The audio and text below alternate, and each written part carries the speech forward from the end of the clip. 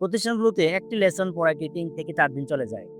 সেখানে সে কিভাবে ২ সপ্তাহে ১৫টি লেসন শেষ করে?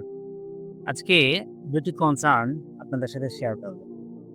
একটি হচ্ছে ভালো লাগার, আরেকটি হলো কষ্টের। কষ্টেরটাই আগে বলি।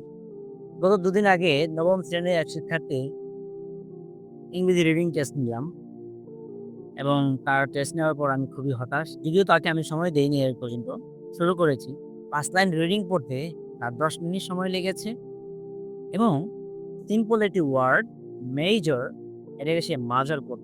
একটা শিক্ষার্থী 9 এ পড়া অবস্থায় তার এই হালাত দেখে আমার খুবই দুঃখ হলো। অপরদিকে আমার প্রিয় শিক্ষার্থী লাভে সে ৬ষ্ঠ শ্রেণীতে পড়ে এবং তাকে আমি সেলফ স্টাডিজ শেখাচ্ছি।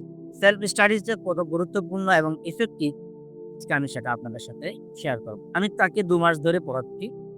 ১ম এ তাকে আমি ইংলিশ ফোনেটিক্স শিখালাম।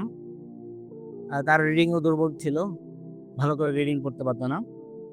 তারপর রিডিং শিখালাম, তারপর গ্রামারের গুরুত্বপূর্ণ যে টপিকটা টেন্স শিখালাম এবং বেসিক স্পিকিং শিখাচ্ছি এখন।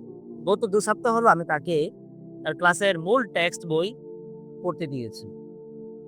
তো সবচেয়ে ভালো লাগার যে খবরটা সেটা হচ্ছে যে এই ২ সপ্তাহে তার ক্লাস 6 এর ৩২ টি লেসনের ভিতরে ইংরেজি বইয়ের ১৫ টি লেসন অলরেডি সে কমপ্লিট করে ফেলেছে এবং সে নিজে, নিজেই করে ফেলেছে। আলহামদুলিল্লাহ। এটা সে কিভাবে করল? প্রতিষ্ঠানগুলোতে একটি লেসন পড়াইতে ৩ থেকে ৪ দিন চলে যায়। সেখানে সে কিভাবে ২ সপ্তাহে ১৫ টি লেসন শেষ করে? তো তাকে আমি এমন কিছু গাইডলাইন দিয়েছি এবং তাকে সেলফ স্টাডিজ অর্থাৎ সে নিজে রিডিং করতেছে, নিজে সেটা সলভ করতেছে।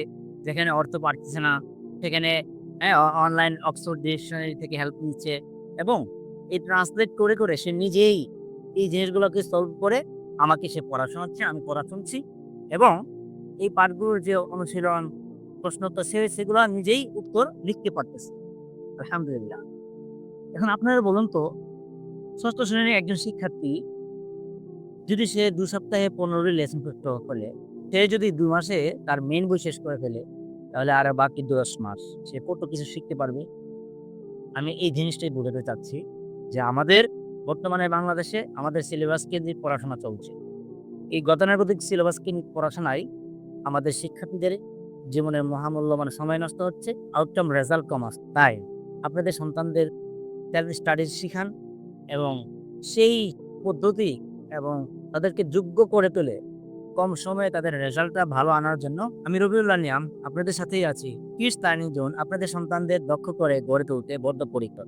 ইনশাআল্লাহ আপনার সন্তানের দক্ষতা বৃদ্ধিতে কিডস লার্নিং জোন এর ফেসবুক পেজ এবং ইউটিউবের সাথে যুক্ত থাকুন। আশা করি আপনার সন্তানকে পড়ানোর ক্ষেত্রে ভালো, ভালো টিপস এবং লেসন এখানে পাবেন ইনশাআল্লাহ।